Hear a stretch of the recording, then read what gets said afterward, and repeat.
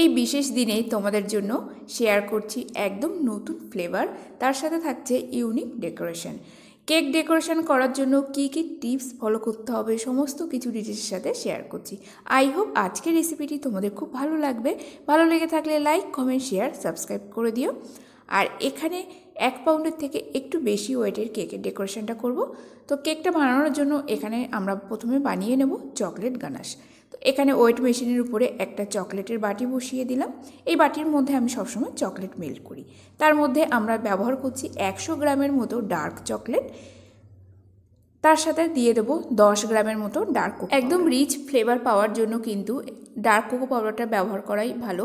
যদি তোমাদের কাছে হাতের কাছে না থাকে তাহলে তোমাদের কাছে যেটা অ্যাভেলেবেল আছে সেটা ব্যবহার করো।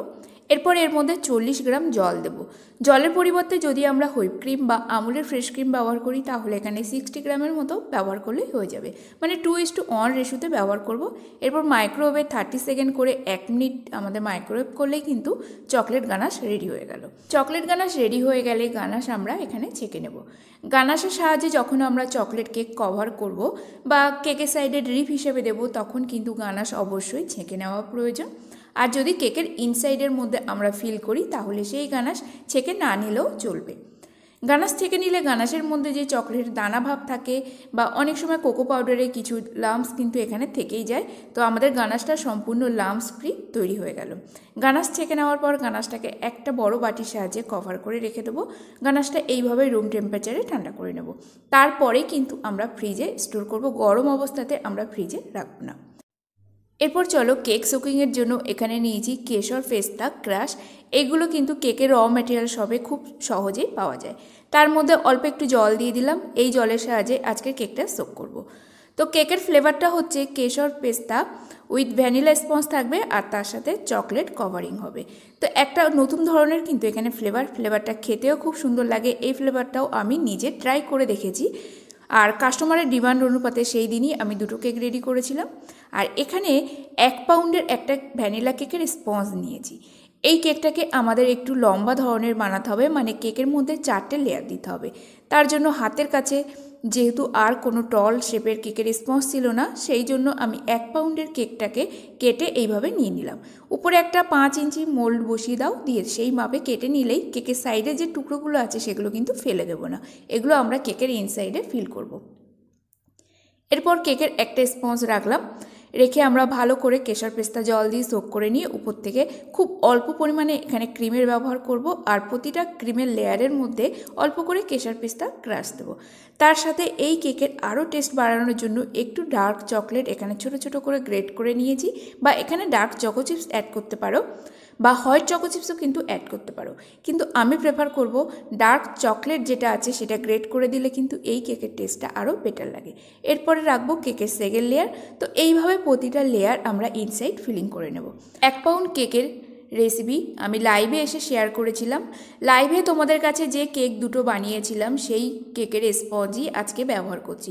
তো লাইভ 2টো আমার চ্যানেলে সেভ করা আছে, তোমরা অবশ্যই ভিজিট করে নিও। আর এখানে প্রতিটা কেকের লেয়ারে অল্প অল্প করে ক্রিম লাগাচ্ছি। ক্রিমটা কিন্তু একটু সামান্য এখানে বেশি পরিমাণে লাগাতে হবে। ডেকোরেশন করার জন্য টোটাল 130 গ্রামের মতো এখানে হুইপ ক্রিম লেগেছে। এখানে ক্রাম কোটিং এবং ইনসাইড ফিলিংয়ে যতটাই ক্রিম ততটুকুই, বাদ বাকি কিন্তু আর কোনো ক্রিমের ব্যবহার নেই। এরপর কেকের কেটে নেওয়া অংশগুলো এইভাবে এক এক করে লাগিয়ে দিচ্ছি। এটা হলো কেকের 3rd লেয়ার। এই কেটে নেওয়া অংশগুলো কিন্তু তোমরা সেকেন্ড লেয়ারে রাখতে পারো। এরপর কেকের লেয়ারগুলো সোক করে নিয়ে উপর থেকে ক্রিম দেবো। আর ক্রিমের উপরে যখনই আমরা ডার্ক চকলেট গ্রেট করে দেব সেই ডার্ক চকলেটগুলো কিন্তু ক্রিমের মধ্যে একটু মিক্স কেকের ইনসাইড ফিলিং করতে করতেই কেকের সাইডে যে ক্রিমগুলো বেরিয়ে যাচ্ছে সেগুলো একেবারেই প্যালেট নাইফের সাহায্যে টেনে দিলেই আমাদের ক্রাম কোটিং কিন্তু হয়ে যাবে। তো একেবারে যদি 2টো কাজ করা যায় তাহলে খুবই কম সময়ের মধ্যে কেক ডেকোরেশন কমপ্লিট হয়ে যাবে। এই 2টো দিন কিন্তু খুবই কাজের প্রেশার থাকে আর খুব তাড়াহুড়োর মধ্যে কেকের ডেকোরেশনগুলো করতে হয়। তো এখানে দেখো, তোমরা খেয়াল করে দেখো, আমি ব্রেড কাটার নাইফের সাহায্যে কিন্তু পুরো কেকের ডেকোরেশনটা কমপ্লিট করব। অনেক সময় কি হয়, ব্রেড কাটার নাইফের সাহায্যে একটু ডেকোরেশন বা ক্রিম কোটিং করতে গেলে ব্রেডের সাইডে যে ছোটো ছোটো ধারালো এগুলো থাকে ওগুলো ক্রিমের মধ্যে পড়ে একটু নষ্ট হয়ে যায়। কিন্তু একটু হাতে প্র্যাকটিস থাকলে কিন্তু কোনো কিছুতেই অসুবিধা হয় না। এরপর কেকের থার্ড লেয়ার রেখে সোক করে নিয়ে অল্প একটু ক্রিমের সাহায্যে পুরো কেকটাকে ভালো করে ক্রাম কোটিং করে দেবো। কেন দেখো ক্রিমের পরিমাণটা দেখেই তোমরা বুঝতে পারছো কেকের কিন্তু লেয়ারগুলো সমস্তই এখানে দেখা যাচ্ছে। তো যতটুকু ক্রিম দিলে নয় ততটুকু সাহায্যে ক্রাম কোটিং এখানে করে দিলাম।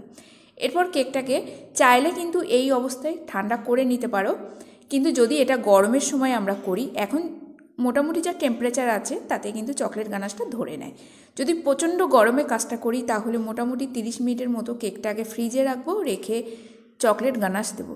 এটা হলো প্রথম চকলেট গানাশের কভারিং। তো অল্প করে গানাশটা দিয়ে প্যালেট নাইফের সাহায্যে টেনে নিলাম, তারপরে একটা স্ক্র্যাপারের সাহায্যে কেকের সাইডটা টেনে নিলাম। এরপর কেকটাকে তুলে নেব আটের একটা গোল বোর্ডে। এরপর কেক রেখে দেবো ফ্রিজে টোটাল 30 মিনিটের জন্য, কেক যতক্ষণ না একদম চিল্ড হয়ে যায়। 30 মিনিট পর এখানে কেকটা আবার কেকের বোর্ড থেকে আমি টার্ন টেবিলের মধ্যে নিয়ে নিলাম। চাইলে তোমরা কেক বোর্ডের উপরে রেখেই কাজটা করতে পারো। এরপর যতটা গানাশ আছে সবটাই কেকের উপরে দিয়ে দেবো।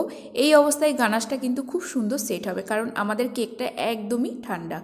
তো গানাশ দেওয়া কেক যখনই সেট করতে হয় এইভাবে 30 মিনিট বা 20 মিনিটের মতো ফ্রিজে রাখলেও কিন্তু এনাফ, কারণ আমাদের মতো হোম বেকার্সদের প্রতিটা ঘরে কিন্তু এসি থাকে না।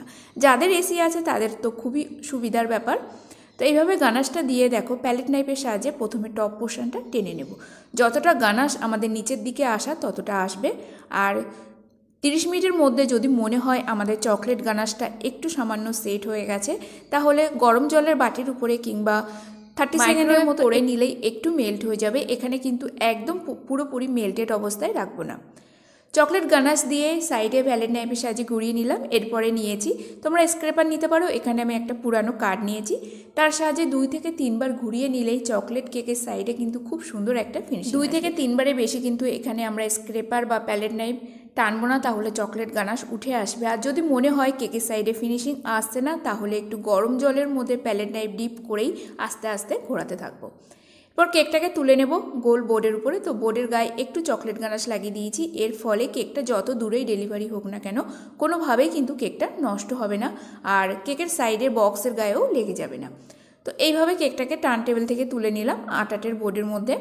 এরপর অল্প একটু গানাশ বাঁচিয়ে রেখেছিলাম, ততটা পাইপিং ব্যাগের মধ্যে ভরে নিয়ে ছোট্ট করে কেটে নিয়েছি। এরপর একদম কেকের নিচের দিক থেকে শুরু করে গোল একটা লাইন টানবো। সেটা একটু টেরা বেঁকা হলেও কিন্তু কোনো ক্ষতি নেই, মানে এটা হচ্ছে একটা দড়ি টাইপের মতো দেখতে লাগবে। তো সেই লাইনটাকে আমি ডবল করে টানছি যাতে আরও বেশি করে মোটা ভাবটা দেখানো যায়। চাইলে তোমরা একটা রাউন্ড দিতে পারো। এরপরে নিচে পার্ল বর্ডার রেডি করছি চকলেট গানাশের সাহায্যে। যতটা গানাশ রেডি করেছি সমস্ত কিছু ডেকোরেশন করার পরেও সামান্য 3 চামচের মতো এখানে গানাশ এক্সট্রা বেঁচে গেছিলো। এরপরে গোল্ডেন লাস্টার ডাস্টারের সাহায্যে একটু এখানে হাইলাইট করে দেবো। তো ডাস্টার পাউডারের সাথে তোমরা চাইলে রিফাইন্ড তেল দিতে পারো, আমি এখানে ইভাপোরেক্স ব্যবহার করেছি। ইভাপোরেক্সের সাথে একটু লাস্টার ডাস্ট মিশিয়ে নিয়ে আস্তে আস্তে যে হাইলাইট পার্টগুলো আছে, মানে আমরা যে দাগগুলো টেনেছি সেগুলোর গায়ে লাগিয়ে নিলাম। পুরো কেকটাকে এইভাবে লাগিয়ে নেওয়ার পর কেকের টপ পোর্শন এবং সাইডে যে পার্ল বর্ডার রেডি করেছি সেগুলো কিন্তু হাইলাইট করে দেবো। চাইলে তোমরা নিজের পার্ল বর্ডারটা হাইলাইট নাই বা করতে পারো, এটা আমি ডিমান্ড যেরকম আসে সেইভাবে হাইলাইট করেছি। আর এখানে যদি কেকের বোর্ডটা একটু অন্য কালারের হতো, মানে হোয়াইট হতো, তাহলে এই কেকটা কিন্তু আরও সুন্দর দেখতে লাগতো। এখানে পুরো টোটাল কমপ্লিট হয়ে গেছে। এরপর চলো কেকটাকে রেখে দিই ফ্রিজে ঠান্ডা হওয়ার জন্য।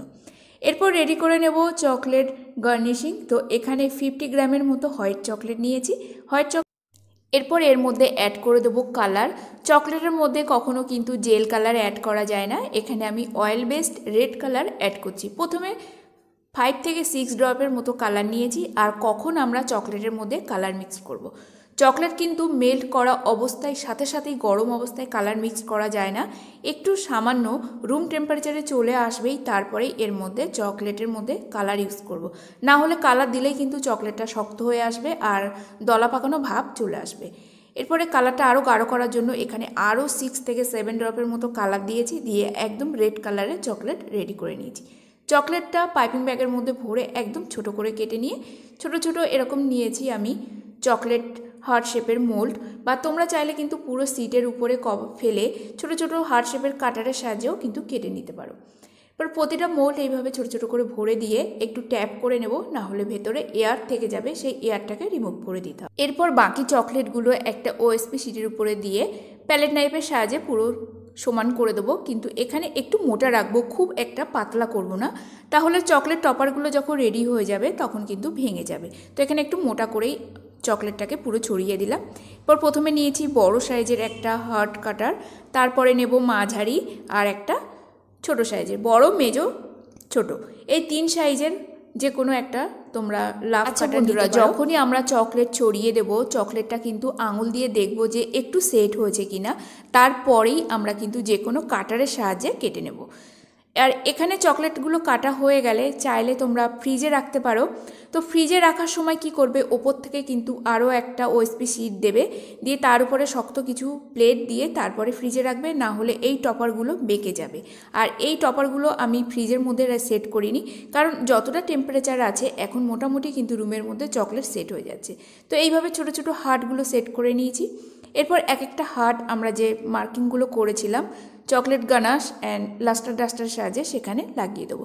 কোনোটা কিন্তু সমান করে লাগানোর দরকার নেই, একটু ট্যাড়া ব্যাকা করে, মানে এই দড়ির গায়ে আমাদের যে লাফগুলো আছে সেগুলো ঝুলছে, তো একটু গ্যাপ রেখে রেখে তোমরা দিতে পারো, বা গায়ে গায়ে দিলেও কিন্তু কোনো অসুবিধা নেই। আর এইগুলো তোমরা আরেকটু বড় সাইজেরও দিতে পারো, মানে যতটা তোমাদের গ্যাপ হবে ঠিক সেই হিসাবেই আমরা কিন্তু এখানে লাফগুলো বানিয়ে নেব। তো এইভাবে প্রতিটা লাভ ছড়িয়ে দিলাম। আর আজকের কেকটাকে কত প্রাইজে সেল করেছি। কেকটা কিন্তু চকলেটের যে যে গার্নিশিংগুলো আছে এগুলো বানাতে একটু আমাদের সময় লাগে, তারপরে আবার কালার মিক্সডও আছে, অনেকটাই কাজ ছিল, সেই জন্য কেকটার আমি প্রাইস রেখেছিলাম 420 টাকা। নর্মাল যদি এটা কোনো ডেকোরেশন না হতো, 1 পাউন্ডের চকলেট কেক হতো, তাহলে আমি 320 টাকায় সেল করে দিই। আর এখানে কেকটার ওয়েট দেখো 685 গ্রাম, মানে কেকটা 600 গ্রাম ওয়েট হয়েছে, আর বোর্ডের ওয়েট হয়েছিল 85 গ্রাম। তো আজকের কেক ডেকোরেশনটা কেমন লাগলো বন্ধুরা অবশ্যই কমেন্ট করে জানিও। আজকের মতো ভিডিওটি এখানেই শেষ করছি, দেখা হবে নতুন একটা পর্বে, ততক্ষণ সবাই ভালো থাকবে, সুস্থ থাকবে। আর কেকের চকলেটের গার্নিশিংয়ের গ্লেজিংটা তোমরা দেখেই বুঝতে পারছো কত সুন্দর কিন্তু গ্লেজ এসছে। ঠিকঠাকভাবে যদি চকলেট বানানো যায় তাহলে কিন্তু চকলেট গার্নিশিংগুলো গ্লেজ খুব সুন্দর লাগে। তো আজকের মতো এখানে শেষ করছি, দেখা হবে নতুন